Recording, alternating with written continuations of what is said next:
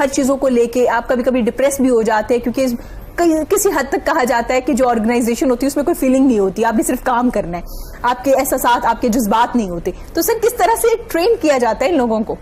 देखिए, ट्रेनिंग की अहमियत को समझने के लिए पहले तो ट्रेनिंग होती क्या है उसको जानना जरूरी है जी, और फिर इसके फायदे क्या हैं। ट्रेनिंग एक ऐसा प्रोसेस है जिसमें एम्प्लॉइज के नॉलेज को, स्किल्स को, एटीट्यूड को इम्प्रूव किया जाता है ताकि उसकी परफॉर्मेंस बेहतर हो और उस परफॉर्मेंस बेहतर होने के नतीजे में कंपनी ग्रो करे। ठीक है। तो जिस भी कंपनी को ये एहसास है, हाँ जी, वो लाजमन अपना टाइम, अपना फाइनेंस इस पे इन्वेस्ट करते हैं।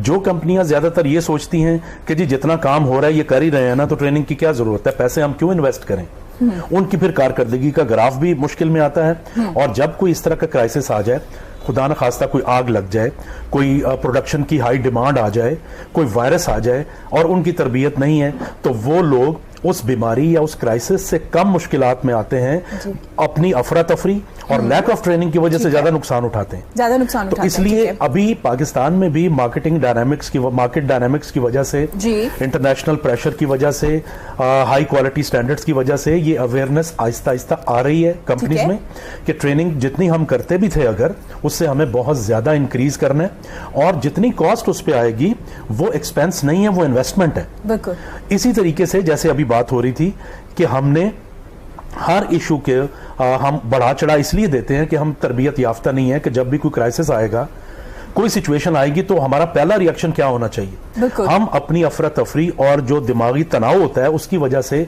अपना इतना नुकसान कर बैठते हैं कि वो प्रॉब्लम जाते जाते जाते जाते भी बहुत ज्यादा डैमेज कर देती है।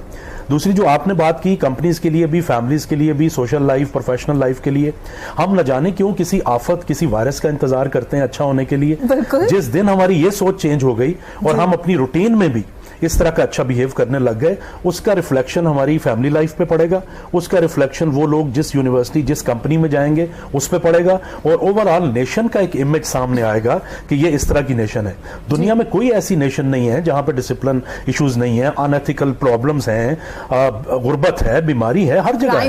लेकिन जिन ममालिक में सिस्टम की कमजोरी है, रूल्स की इंप्लीमेंटेशन कमजोर है और माइंडसेट आपका पॉजिटिव नहीं है, वहां पे डैमेज बहुत ज्यादा होता है। बिल्कुल, वहाँ पे डैमेज बहुत ज्यादा। सर अख्तर अब्बास साहब जैसे ट्रेनिंग की बात करी, जिंदगी का एक अहम रिश्ता होता है शादी की ट्रेनिंग, जिसमें बच्चे बच्चियां तमाम लोगों की ट्रेनिंग होती है। सर आप क्या समझते हैं, इस ट्रेनिंग से आज के जो बच्चे हैं उन्हें फायदा पहुंचेगा, क्योंकि बहुत जरूरत हो गई है इन चीजों की? जी, ट्रेनिंग से तो हर एक तबके को फायदा पहुंचता है, चाहे वो बच्चे हों, नौजवान हों, इवन जो बहुत एक्सपीरियंस लोग हैं उनको भी ट्रेनिंग की जरूरत होती है अपनी अपनी एज और क्वालिफिकेशन और एक्सपीरियंस और रोल के हिसाब से। लेकिन नौजवानों में ज्यादा तरबियत इसलिए इन्वेस्ट की जाती है, ज्यादा फोकस किया जाता है क्योंकि उन्होंने आगे चल के कंपनीज की और मुल्क की बागडोर संभालनी है। जितना ज्यादा यूनिवर्सिटीज में फोकस सिर्फ क्लासेस पे है और डिग्रीज पे है, अगर तरबियत का एलिमेंट भी यूनिवर्सिटीज में भी आ जाए तो ये बहुत ज्यादा चेंज आ सकती है यहाँ पे। क्योंकि जब लोग यूनिवर्सिटीज से या कॉलेजेस से डिग्रीज लेके कंपनीज में जाते हैं तो बहुत बड़ा एक जंप है एकेडमिक लाइफ में और प्रैक्टिकल लाइफ में। चूंकि यूनिवर्सिटी ज्यादातर फोकस नहीं है प्रैक्टिकल लाइफ के लिए ट्रेनिंग कराने पे, इसलिए बहुत ज्यादा प्रॉब्लम्स आती हैं इनिशियल कैरियर में भी लड़के लड़कियों को। फिर कईयों को जॉब छोड़नी पड़ती है, कईयों को कैरियर स्विच करना पड़ता है। उसमें ना सिर्फ टाइम वेस्ट होता है बल्कि मुल्क उनकी तवानाइयों से और उनके टैलेंट से महरूम हो जाता है। अच्छा, क्या ट्रेनिंग एक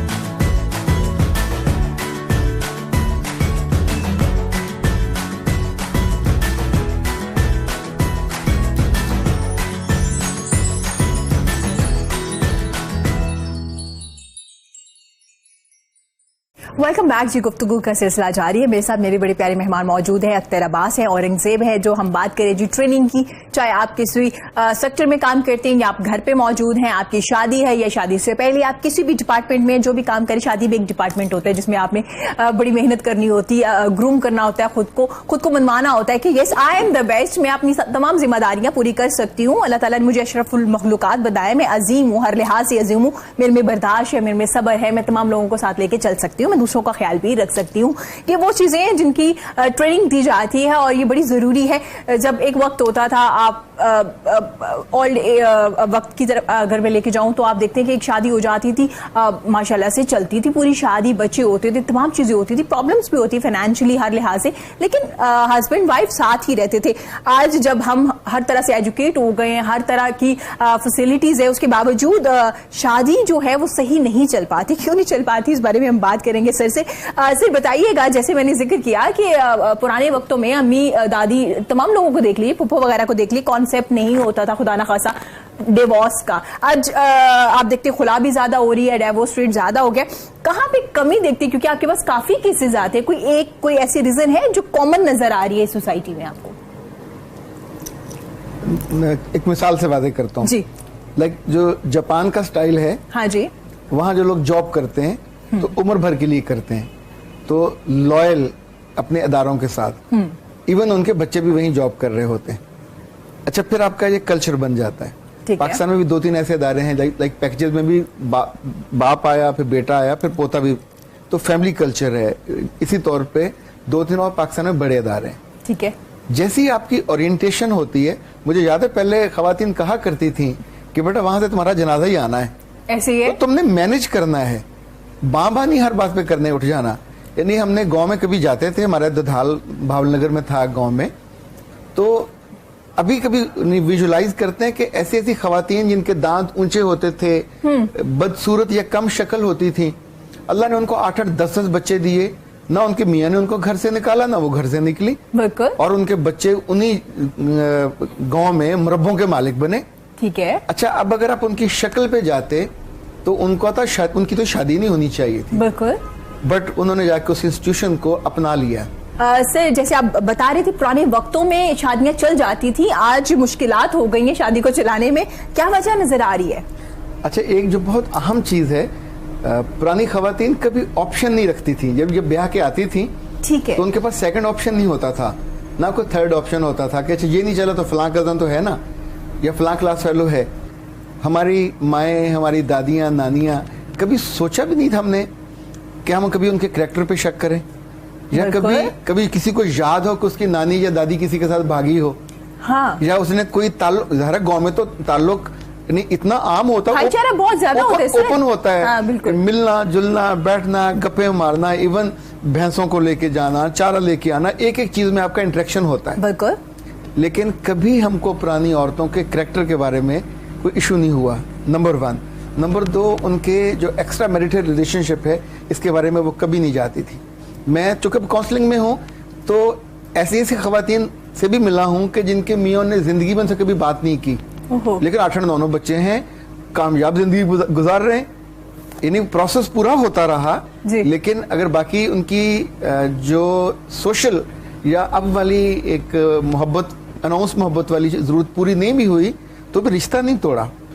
अभी तो लड़की जरा सी बात होती है तो कहती है कि मेरे तो फलां कजन का रिश्ता आया हुआ था, और ऐसे ऐसे बदबख्त भी हैं कि शादी के बाद भी वो राब्ते करके उसको आस दिलाए रखते हैं। जब आस का एक दरवाजा खोल देते हैं, शादी नहीं चल सकती।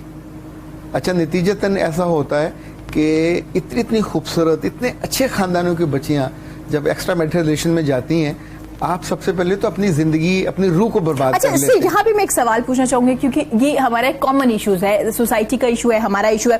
सर जैसे आपने जिक्र किया कि कजन या चाची या पुप्पो के बेटे के साथ कहीं ना कहीं आपको एक आस होती है कि अगर ये नहीं होगा तो एटलीस्ट ये मुझे अपना लेगा। इसी तरह मर्द हजरात का भी होता है कि मेरी फला कजन तो मुझे एक्सेप्ट कर ही लेगी ना कहीं ना कहीं। सही, ये जो आपकी रिलेशनशिप में बॉन्डिंग है, ये क्यों नहीं हो पाती? क्या वजह है? क्यों लड़की ये डिसीजन ले लेती है, क्यों ये लड़का डिसीजन ले लेता है? क्यों ये कमी, कहाँ भी कमी होती है कि आपको ये सोचने पे मजबूर कर देती है कि फला ऑप्शन तो मेरे पास है? अच्छा, मैंने जो वक्त के साथ साथ चीजें सीखी हैं जी, लेकिन जितने लोग भी सिर्फ शक्ल से या रंग की खूबसूरती से मोहब्बत करते हैं, वो हमेशा धोखा खाते हैं। ज्यादातर ऐसा होता है, ज्यादातर ऐसा होता है, क्योंकि लड़की की या लड़के की अगर शक्ल बहुत खूबसूरत है तो आमतौर पे करैक्टर के मामले में एक जो पेच ढीला रह जाता है। क्योंकि जब आप बिल्कुल हर वक्त अपनी खूबसूरती पे फोकस करते हैं, तो जो चीज फोकस्ड होगी, ग्रो वो होगी, बिकेगी वो, ग्रूम भी वो होगी। लॉन्ग टर्म भी वही रहेगी। अच्छा, उसके पीछे जो एथिकल आपको फुटिंग चाहिए वो नहीं होती। ठीक है। उसके पीछे जो आपकी स्टैंडिंग या स्ट्रेंथ होनी चाहिए वो नहीं होती। ना पीछे अल्लाह होता है, ना रसूल होता है, ना माँ बाप की इज्जत होती है। आप कहते हो मैं तो खुद ही क्लियोपेट्रा हूँ, तो मेरे पीछे तो दाएं बाएं फिर रहे हैं। अच्छा, इस क्लियोपेट्रा होने की एक उम्र है, ये सारी उम्र नहीं रह सकती। जो ही आपकी जुबान खुलती है तो आप हीरो से जीरो हो जाते हो। हजरत अली का कॉल भी ना बोलो ताकि पहचाने जाओ। exactly. आप बोलोगे तो पहचाने जाओगे कि आप कहाँ से हैं। अच्छा, आप कभी अपने माइयों में देखा हो, ये चूंकि खवातीन ब्लीच बहुत करके तो नीचे से अपनी जिल्द निकाल लेती हैं। हाँ जी। अच्छा, दिखने में खूबसूरत नजर आ रही हैं, जो भी बोलती है तो तेरा क्या, तो इतना वो भारी और भद्दी आवाज होती है। तो चूंकि उधर से ग्रूमिंग नहीं हुई, इसी तौर पे हमारी खूबसूरत लड़कियां अपने आप को कैरेक्टर वाइज ग्रो नहीं करती। इसका मतलब सर कैरेक्टर बिल्डिंग बड़ी जरूरी है। अच्छा, जो ही आपके मियाँ को आपके किसी मैसेज का पता चलेगा, आपकी किसी और चीज का पता। मुझे याद है पुरानी औरतें हमेशा अपनी बेटियों से कहती थी कि मेरे बच्चे तेरे जितने कजन हैं मेल वो अब तक हैं, शादी के बाद नहीं है। शादी के बाद को तेरे मियाँ की इजाजत से अपनी फैमिली के साथ आएगा तो आने देना, अकेले मत किससे मिलना। अच्छा, उसमें आप एक वजह ही नहीं पैदा होने देते, शक हो, आप वजह ही नहीं पैदा होने देते कि किसी जगह आपका अपना दिल किसी और जगह डाइवर्ट करने लग जाए। ठीक है, इसका मतलब है सर एक शक जो है वो एक मेन रीजन है दोनों तरफ से, लड़की की तरफ से भी मर्द हजरात की तरफ से। शक की बिना पे हम डिसीजन ले लेते हैं कि मुझे इसके साथ रहना नहीं अभी है। देखिए, दोनों ने लव मैरिज की, अब मियाँ सिर्फ शाम को मैसेजेस देख रहा है या उस पर बैठा हुआ है, तो खातून आते जाते ना सिर्फ देखती है बल्कि अभी 90% लड़कियां ऐसी हैं जिन्होंने अपने मियाँ के टेलीफोनों पे रिकॉर्डिंग ऑन की हुई है कि अगर किसी का को आ जाए तो वो बाद में सुन लेती हैं। मर्द हजरात ने नहीं की? नहीं, मर्द हजरात को निस्बतन कम होता है। अच्छा, कम होता है, निस्बतन कम होता है। ठीक हो गया। लड़कियां कैरेक्टर वाइज निस्बतन साउंड हैं, यानी ये हमारी माओ की वजह से, बापों की वजह से निस्बतन हमारे यहाँ ये एक ब्लेसिंग है, वरना अल्लाह माफ करे आपकी सोसाइटी का तो नाश मारा जाए। ठीक हो गया। अभी सिर्फ लड़कों को संभालना ज्यादा मसला है, क्योंकि ये मिसगाइडेड मिसाइल हैं, जहां जहां जगह जगह गिरते रहते हैं। यानी शादी के चंद हफ्ते के बाद भी जाके किसी और जगह मोहब्बत कर सकते हैं ये। ठीक है, सही हो गया, कहीं भी जाके मोहब्बत कर सकते हैं। सर एग्री करें सर की बात पे, एक बड़ा ये एक अहम इशू है, इस पे हंसी भी आ रही है कुछ बातों पे कि यार देखिए किस तरह से फोन चेक किया जाता है, लेकिन रियलिटी ऐसा होता है। सर एग्री करें ऐसा होता है हमारे रिलेशनशिप्स में? जी बिल्कुल एग्री भी कर रहा हूँ, और इससे भी बहुत ज्यादा कुछ हो रहा है, क्योंकि मेरा वास्ता यूनिवर्सिटी स्टूडेंट्स के साथ भी है। So I have another side of the story also. लेकिन आज हमारा चूंकि मेन टॉपिक तरबियत है, चाहे वो शादी का इंस्टीट्यूट हो, जॉब हो, सोशल रिलेशंस हो, स्पोर्ट्स हो, मिलना जुलना हो, तरबियत बहुत अहम है। शादी को भी जब तक आप एक पास टाइम एक्टिविटी या एक जिम्मेदारी समझ के करते रहेंगे, एज ए प्रॉपर प्रोजेक्ट नहीं लेंगे, तरबियत के साथ उसमें एंटर नहीं होंगे, तो प्रॉब्लम्स रहेंगी। ठीक है। जो और अभी अनफॉर्चुनेटली जॉब्स के हवाले से भी और मैरिज के हवाले से भी जितनी ज्यादा ऑप्शंस बनी हैं, उन्होंने बजाय पॉजिटिव रोल प्ले करने के नेगेटिव रोल प्ले किया है। जितनी ऑप्शंस कम होती हैं उतना ज्यादा आप अच्छा रिफाइन होते हैं, आपका कैरियर बेहतर होता है, आपकी शादी ज्यादा बेहतर चलती है। अच्छा सर, इसकी एग्जांपल सबसे बेहतरीन आजकल के दौर में, आज के वक्त में, क्योंकि ये कोरोना की वजह से हर चीज बंद हो गई ना, बड़ी शादियां नहीं हो रही, गेट टुगेदर्स नहीं हो रहे, रेस्टोरेंट्स नहीं, अपॉर्चुनिटीज बहुत कम हो गई, तो आसानियां हो गई। ये बड़ी मतलब हम सादा जिंदगी गुजार रहे हैं, हमें लग रहा है कि सब कुछ आसान है, कुछ भी मुश्किल नहीं है, हम चीजों को मुश्किल बना लेते हैं। जी बिल्कुल सही कह रही हैं आप। देखिए, पहले अभी तरबियत की बात हो रही थी, तो अगर तरबियत ना हो तो आप कोरोना को डिफरेंटली हैंडल करते हैं, तरबियत हो तो डिफरेंटली करते हैं। जिस तरीके से मैंने कहा कि अगर आप डर की वजह से एहतियात कर रहे हैं तो रिजल्ट्स डिफरेंट होंगे, अगर आप अकलमंदी की वजह से एहतियात कर रहे हैं तो रिजल्ट्स डिफरेंट होंगे। क्योंकि जब आप डर के और डिप्रेशन में एहतियातें करते हैं, तो जिस सिस्टम ने, इम्यून सिस्टम आजकल बड़ा जिक्र हो रहा है, उसने आपको बचाना है, वो तो पहले कमजोर हो गया, तो आप तो ज्यादा प्रोन हो गए, ज्यादा आप शिकार होंगे उसका। इसी तरीके से अगर आप शादी को एज एन इंस्टीट्यूट समझ के आ रहे हैं, या आप किसी शख्स के साथ पूरी जिंदगी प्यार से बिताने के लिए आ रहे हैं, तो आपका रिस्पांस डिफरेंट होगा। अगर आप इसको वक्ती एक जज्बे के तहत ले रहे हैं या सोशल कंपल्शन की वजह से ले रहे हैं और तरबियत नहीं है, तो आपका रिएक्शन डिफरेंट होगा।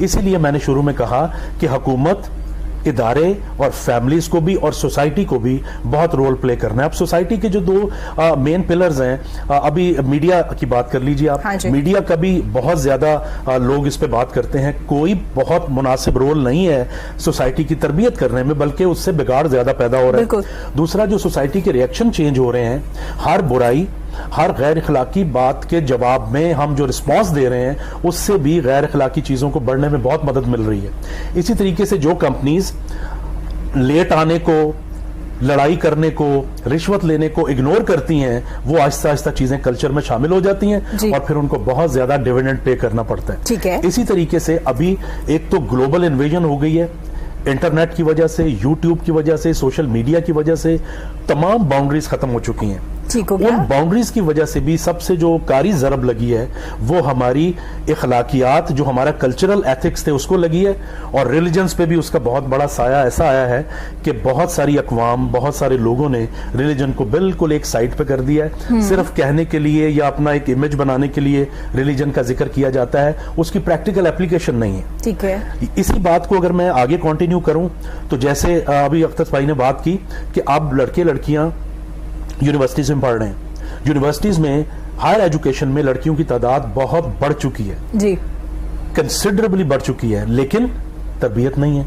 अब उन लड़कियों के लिए भी मुश्किल है कि वो अब इस पूरे के पूरे रेले की वजह से, इस सोशल चेंज की वजह से आ तो गई है यूनिवर्सिटीज में, अब पढ़ें क्या? कोई इधर से सुनी सुनाई बातों पे डिग्री कर रही है, कोई अपनी फ्रेंड्स के प्रेशर की वजह से डिग्री कर रही है, किसी को कोई मॉडल या कोई चीज अच्छी लग गई उसने डिग्री इख्तियार कर ली। ये नहीं सोचा कि उसकी और उसकी फैमिली की या सोसाइटल वैल्यूज क्या हैं, इस जॉब की रिक्वायरमेंट्स क्या हैं, क्या प्रैक्टिकल लाइफ में हम धूप में खड़ा होना पड़ेगा, मर्दों के साथ काम करना पड़ेगा, टफ डिसीजंस लेने पड़ेंगे, लेट नाइट सिटिंग्स करनी पड़ेंगी। वो जब नहीं कर पाती तो लड़कियों का टर्नओवर रेशो जॉब्स में बहुत ज्यादा है। ठीक है। जॉब करना छोड़ना और फिर कई ऐसी बहुत बड़ी तादाद है जो कि घर में बैठ जाती है अपना पूरा टैलेंट, अपनी पूरी तालीम को वेस्ट करके। ठीक है। दूसरी तरफ अगर देखा जाए, तरबियत की बात की जाए, तो लड़कों की तादाद कम होती जा रही है हायर एजुकेशन में, specially science related, engineering related subjects में काफी कमी आई है। उनका ज्यादा रुझान है कि वो जल्द से जल्द कोई कमाई करें। अब उस कमाई के लिए भी हमने एक वर्ड चुन लिया, एंटरप्रेन्योरशिप, और बिला सोचे समझे उसका इस्तेमाल शुरू कर दिया। हर एक ने उसको टैगलाइन के तौर पे यूज किया, स्टेटस सिंबल के तौर पे यूज किया। असल चीज नहीं पता कि ये एंटरप्रेन्योर कहां से ये वर्ड आया, उसकी शख्सियत क्या है और उसने क्या काम करने हैं। ठीक हो गया सर, मैं चाहूंगी आप थोड़ा एक्सप्लेन कर दीजिए एंटरप्रेन्योर को, चूंकि आपने पहले भी जिक्र किया था कि लोग डरे हुए हैं, नाम पता है लेकिन डरे हुए, काम नहीं करना चाह रहे, तो किस तरह से एंटरप्रेन्योरशिप को समझ सकते हैं, अंडरस्टैंड कर सकते हैं, काम कर सकते हैं? जी, बहुत अच्छा क्वेश्चन आपका। देखिए, पहले तो हमें यह समझने की जरूरत है कि एंटरप्रेन्योर का जो वर्ड आया वो हर बंदा, हर नॉर्मल बिजनेस पर्सन एंटरप्रेन्योर नहीं होता जब तक कि वो क्वालिटीज पूरी ना करे जो कि एंटरप्रेन्योर में है। तो पहला तो मिसकंसेप्शन यही है। अब ये फ्रेंच वर्ड है और इसमें एंट्रेप्रेंद्रे से निकला, जिसमें बादशाहों के बारे में ये यूज किया जाता था। बादशाह जो अपनी जंगों में टैक्टिक्स यूज करते थे उनको कहा जाता था। और फिर रिचर्ड कैंटलन नाम के एक साहब थे जिन्होंने 18वीं सदी में इसको बिजनेस में इंट्रोड्यूस करवाया एज एंटरप्रेन्योर। ठीक है। चलता पुर्जा, आउटगोइंग पर्सन। उसके बाद फिर मुख्तलिफ इकोनॉमी स्टाइल लाइक जोसेफ शम्पेटर, उन्होंने फिर इनोवेशन को, क्रिएटिविटी को, रिस्क टेकिंग को इसमें शामिल किया। तो करते करते ये चीज इवॉल्व होते होते ये 2000 ये जो हमारी 21वीं सदी है इसमें फिर पीटर ड्रकर ने इस पर बहुत काम करके इसको क्लोज किया। उसमें खास तौर पे जब तक आप इनोवेटिव नहीं है, जब तक आप थिंकर नहीं है, जब तक आप कोई नई चीज सोसाइटी को नहीं देते, अगर 10 दुकानें पहले राशन की खुली हुई हैं, 11वीं आप भी खोल लेते हो, यू आर नॉट एंटरप्रेन्योर।